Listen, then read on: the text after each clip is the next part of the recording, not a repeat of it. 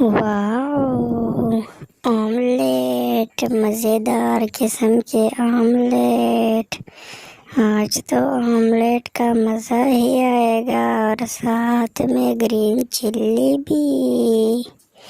तो चले जल्दी से शुरू करते हैं। इससे पहले अगर आपने हमारा चैनल सब्सक्राइब नहीं किया तो अभी से कर दे।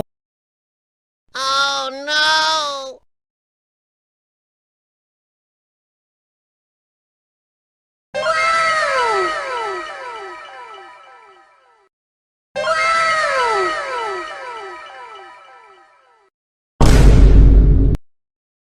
Oh shit! Oh shit!